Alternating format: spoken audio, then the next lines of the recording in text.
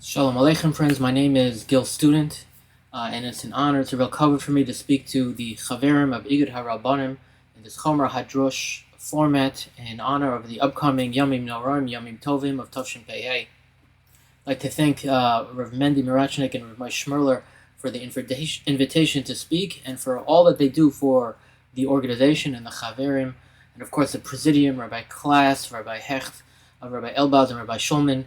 And Rabbi Yehuda Blank in particular for all that he does for Igud HaRabbonim, and Rabbi Dr. Aaron Glatt, and all the Chaverim and all this, the Kol HaKadosh Hazeh.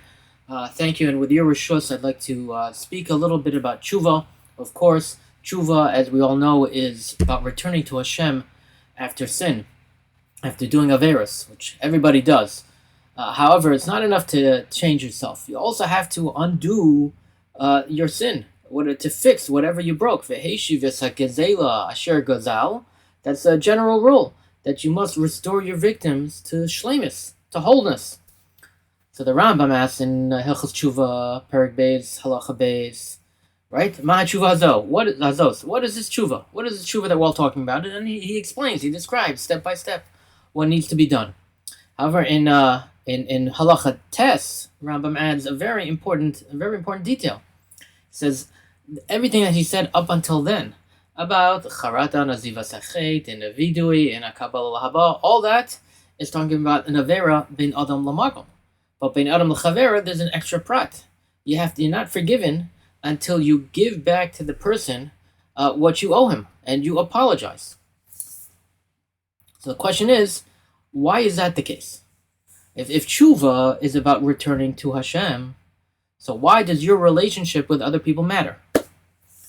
So as we'll see, a detail in the laws of repayment, so will reveal different opinions on the matter. So Rabbi Yaakov Emden was asked a shaila about a crazy amount of a man ran away with a married woman, and not only did he take the victim's wife, he also took all his money. They ran away and they went to live in Spain. And at that time, in Spain, you could only live as Christians. So the victim of the crime, whose wife ran away with a stranger and all his money, so he was left a broken man, and eventually he was nifter. It was a longer story, but eventually he was nifter from the grief. And the new couple, eventually they ran out of money, and they had to leave Spain and return to a free country where they wanted to settle in a Jewish community.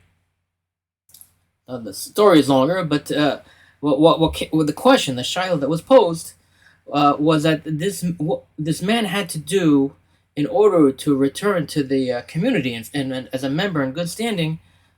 What did he have to do? So the question was brought to Rav Moshe Chagiz, who himself, he sent this question around to various other poskim, and he published it in his Shtei Halechem, Teshuvas Shtei Halechem, Semin Lamed Aleph. So he asked multiple people.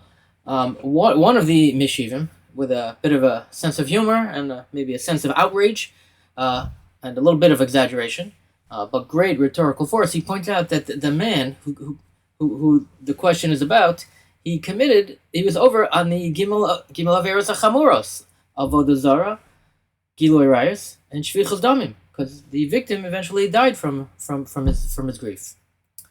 So Rabbi Yaakov Emden, he sent the longest tshuva, which he also published in Shelas Yabes, Chelik Aleph Siman Tes. So among other things, Rabbi Yaakov Emden requires the chote, the sinner, to apologize to the family of the victim and to the victim himself at his grave. He has to go to the Beis HaKvaros and ask mechila from the kever, and he had to return to the family the money that he stole. However, Rabbi Yaakov Emden acknowledges that this might not be possible. They already spent all the money. He lived a few years in Spain, and he spent all the money. So says Rav Yaakov Emden, as long as the chote commits to paying back the money to the best of his ability, so he's fulfilled this particular requirement for tshuva. And he brings a raya. His raya is from the Gemara in Kiddushin in Mem Tes Amud Beis, that if a man is Mekadesh, a man who's known to be a Rasha, if he's Mekadesh, a woman ought to deny that he's a Tzaddik, so Mekudeshes, right? Out of Safek, we assume that the Kiddushin is Chal. because Shema Hirher Tshuva Belibo. Maybe he thought he had thoughts of Tshuva, and that turns him into a tzaddik. So obviously the Mefarshim, as you all know, ask many questions about this. But Rabbi Yaakov Emden asked the question: what do you mean? What if he stole something? What if he caused damage? Just Shema Hirher Tshuva Belibo, the Rambam tells us that's not enough. You have to return. You have to pay back. This man didn't pay back, so how could he be considered a tzaddik? So Ella what? Rabbi Yaakov Emden is medayek must be that once you commit to repaying, to returning, that is enough, and you're considered a tzaddik. So surprisingly, Rabbi Yaakov Emden doesn't quote early Mefarshim who discuss this. So ani halacha of a mekadesh and isha al tonight that you're a tzaddik. So the Beis Yosef himself in Even Ezra Lamed Ches, he quotes a Rabbeinu Yerucham who has two views on the subject. In a fascinating sefer, Professor Nachum Rockover, in a sefer called Takanas HaShavim. So he figured out who these two Rishonim are, and it turns out to be it's Machlokes Rabbeinu Tam and the Rosh. So according to the Rosh, right, these two shittas that Rabbeinu Yerucham quotes, also the Beis Yosef and Simon Lamed Ches. So according to the Rosh, a Gazlan is not kosher le'edus until he does tshuva and he pays back the money. Ve'eshiv a gazela asher gazal, that's me'akev, and you're not considered kosher le'edus until you actually go through with it and pay it. However, Rabbeinu Tam says no, as long as he commits to repay the money, so he can serve as an aid. So what about this Gemara in Kedushin? So Rabbeinu Yerucham explains. Rabbeinu Yerucham answers that. He says, according to the Rosh, the Gemara is only talking about someone who's a Rasha Lamakom, and he did Averos ben Adam Lamakom. But if he did Averos ben Adam Lachavera, so even if he was Mahar Tshuva Belibo, that doesn't count. That's not good enough, and then the Kedushin is not Chal, because if he stole money and he's Mekadesh, Al Tanai, then I'm a tzaddik and I stole money. So then even here at Tshuva Belibo, it doesn't matter. I'm still not the tzaddik. So therefore, in that case, ain't no Kedushin at all. There's no Kedushin Chal. According to the Rosh, you have to say it's only if talking about Averos ben Adam Lamakom. So it seems that Rabbi Yaakov Emden passing is like this Rabbeinu Tam, that even on Averos ben Adam Lachavero, Shemahira Tshuva Belibo works. So the Rabbeinu Yonah in Shari Tshuva in Chelik Aleph, so in Seifim Mem Dalet to Mem Vav, so in Perek Aleph, Rabbeinu Yonah lists all the steps of Tshuva. He has a very expansive list of Tshuva, list of steps to Tshuva, much longer than the Rambam's. So in his step number 16, Rabbeinu Yonah says that an Avarian, in order to do Tshuva, he has to return the Gezela. He has to fix whatever he did before he even does vidui to Hashem. Because when you do vidui, it has to be the final step. There has to be nothing between you and Hashem. Everything else has to be taken care of. So if he owes someone money for the Avera, if he has to return the Gezela, that comes first, and then comes vidui. So it sounds like he holds like the Rosh, the Shita of the Rosh. Although you could be mechalik, you could say no. The Rabbeinu Yonah is not even talking about their case. Rabbeinu Yonah is talking about getting a kapara. To be a tzaddik is one thing. To get a kapara, that's something else. So it could be Rabbeinu Yonah is not shaykh to this machlokas at all between Rabbeinu Tam and the Rosh. Either way, there's a shayla that came to Maharam Lublin. He was asked about the Bezdin had a man who served regularly as an aide for Gittin. So who do you choose to be an aide for get? You choose someone who you have confidence in is a tzaddik. So in the Teshuvah of Maharam Lublin, Simon Pei Aleph, it turns out that 20 to 30 years earlier, this particular aide had been caught stealing. And if that's the case, every get that he signed would be puzzle. Think of the havoc that this would cause. Any woman who remarried with a get that he signed would have to divorce her new husband, and any children who they had would be considered mamzerim. It was really a tragedy, terrible tragedy. So of course the posek is going to look for leniency. There has to be, but you can't base a kula on nothing. You have to have strong reasons. So the Maharam Lublin had a number of strong reasons. But one of the snifim lahakel, is that the common practice, the Maharam Lublin says, is that a Mesader get, before he has the Eidim sign or witness anything, he tells them, do tshuva for all your averos before signing the get. So Maharam Lublin quotes a Rush and others that this would not work if the aid had stolen money and failed to return it. Additionally, it doesn't achieve kapara, because the kapara requires, Maharam Lublin, certainly in the times of the Rishonim, the Chasidei Ashkenaz and others, requires a certain amount of tanesim, sigufim, to get a real kapara. But if the aid had returned the money and he had done tshuva like the Messiah get had told him to do, that would have returned him to kashrus. So in this particular case, they had recovered the money that this aid had stolen. He continually denied that he stole it, someone else stole it, whatever, one of the servants in the household stole it, nothing particularly plausible. Everybody thought and knew that he was the gazlan, but they had recovered the money and returned it to the owner, the original owner. So when the Messiah get told him to do tshuva, and Mistama he did tshuva, so he already fulfilled v'heshivus gezei l'asher gazal, and therefore he was a kosher aid, and that was one of the snifim lahatir of the Maharam Lublin. But you see, the Maharam Lublin paskins like the Rush. He holds you have to return the gezela, or you have to repay or fix whatever you damaged in an avera bein adam lachavero before tshuva will work. So the Mabit, of course, lived before Rabbi Yaakov Emden. Rabbi Yaakov Emden lived in the mid to late 1700s. The Mabit lived in the 1500s in Sfas, as we all know.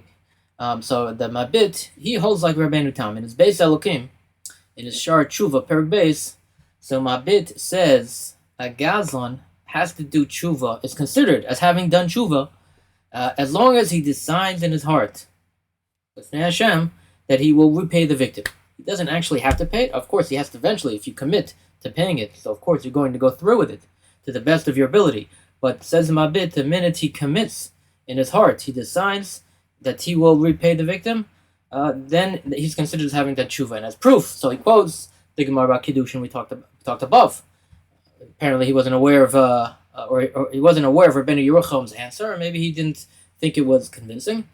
So he quotes another Gemara in Bava Metzia in Samach Beis Amud Aleph, that if a father leaves in his inheritance anything, the Yerusha has something stolen, so the sons have to return it to the original owner.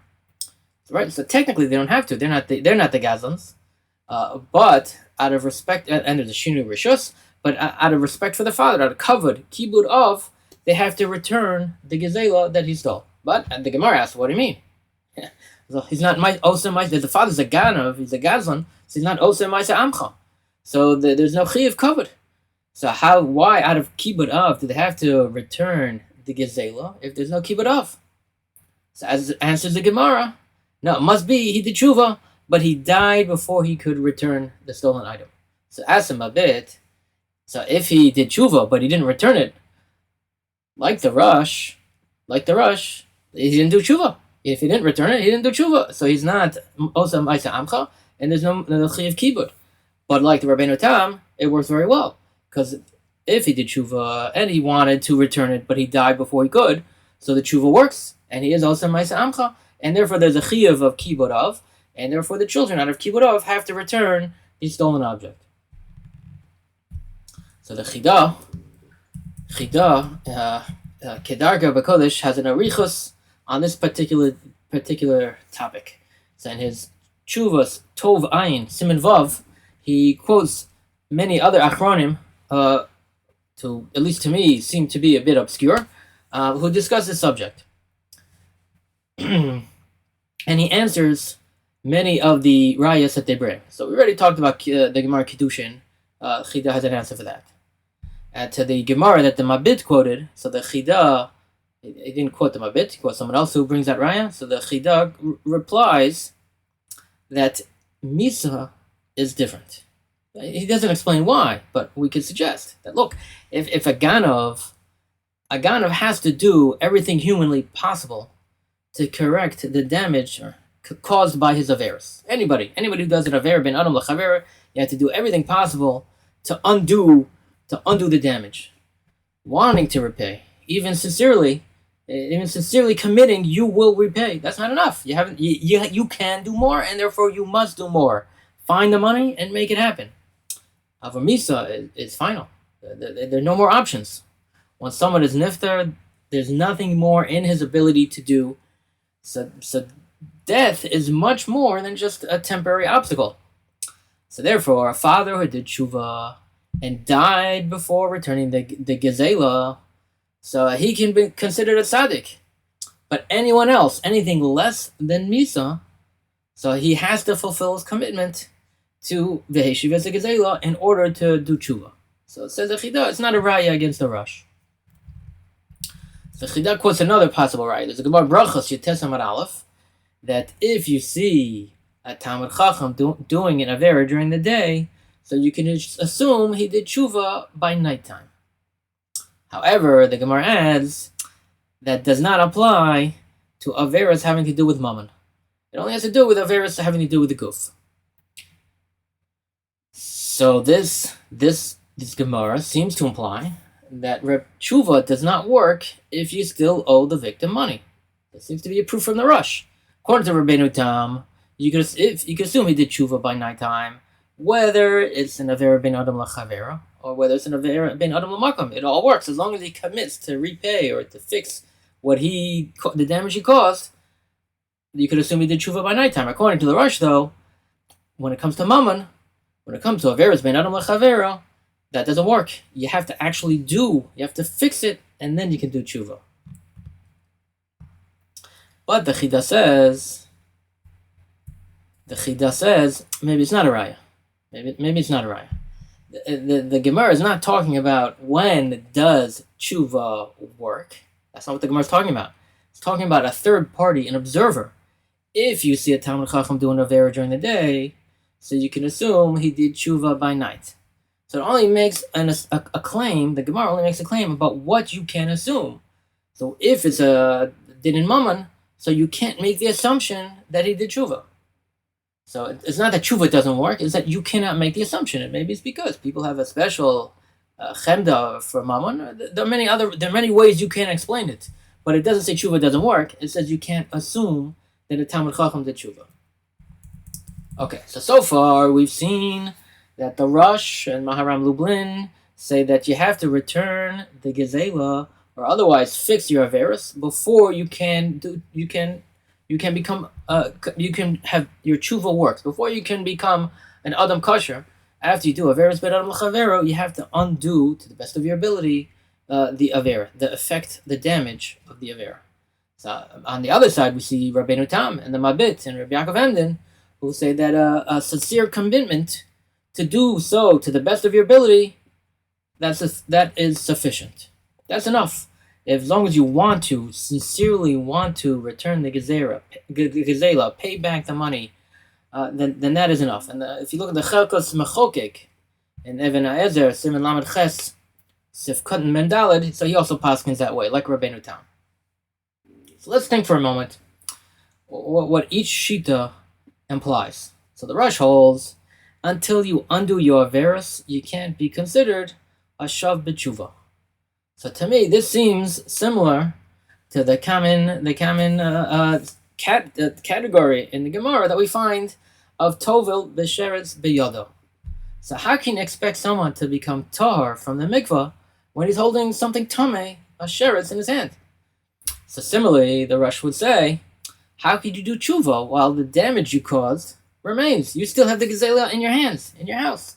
The victim, the person you stole from, he still has a chisaron that you caused. So how could you be Tovel? How could you do Teshuvah? If you still have the Gezela, this analogy has great power. You're Tovel v'sheretz b'yodo. So in contrast, Rabbeinu Tam could argue that, no, an Avera is an event in time. It's not an ongoing action. You stole in the past. So regardless of whether you are literally holding the sheretz beyodo, the gazela in your hands, or if it's in your home, it doesn't matter. It doesn't matter. You can still have charata on the Maisa Geneva, the Maisa Gazela that happened in the past. Right? So any sincere charata, so of course you want to undo the damage. However, undoing the damage, repaying the Gazela, that's a measure of the sincerity of the tshuva. It's not a condition. It's not a t'nai.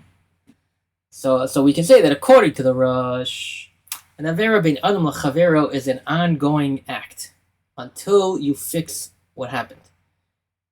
If you steal from somebody, as long as he has that chisaron, you're always stealing from him, and therefore you have to return it to stop the avera. But according to Rabbeinu Tam, no, an avera is a one-time event, and returning the gazela is just something that, of course, you have to do, but it has nothing to do inherently to the avera.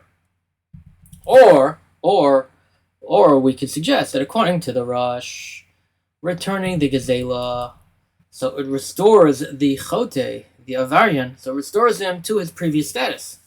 So as long as the damage he caused still exists, the avarian is considered someone who damages. He's considered a ganav, a gazland, a mazik. So only when he restores the victim financially, so does the avarian stop being a ganav, a gazlan, a mazik. But Rabbeinu Tam, now he would say the chiyuv to repay the victim, that's an obligation to the victim, something you owe him.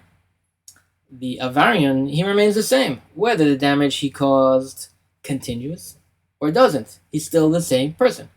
He's someone who did something wrong and needs to raise himself up, but the victim suffered a loss, and the avarian is obligated to restore the victim's loss. In other words, according to the Rosh, the obligation to return the gazela, so it reflects a chisaron in the avarian, the chote. You're still a chote. There's something wrong with you until you return the gazela. But according to Rabbeinu Tam, no, it's a chisaron in the victim, in the nizak. He's lacking something, the money, or whatever it is. So according to the Rosh, it's a chisaron in the avarian, in the mazik, and according to Rabbeinu Tam, it's a chisaron in the nizak. When we wrong someone else, so we need to do more than just Teshuvah. Teshuvah is between us and Hashem, and yes, we must change ourselves and raise ourselves up. But when there's a victim involved, so we also must restore his loss and apologize. If we can't repay him, so we must commit ourselves to attempting to do so, to undoing the damage we did. Even then, once you commit yourself, it's still a machlokas whether that's enough. Because our actions have consequences, which as responsible people, so we have to accept and we have to address those consequences. So as we approach the Yomim Noraim, this is something for us all to think about, the consequences, the effect of our actions, and how we can change that by raising ourselves and also raising other people. So Mitzvah Hashem, we should all have a kasiva v'chasima tova, a good gebench jor, full of tshuva, full of kapara, full of raising ourselves and raising our communities.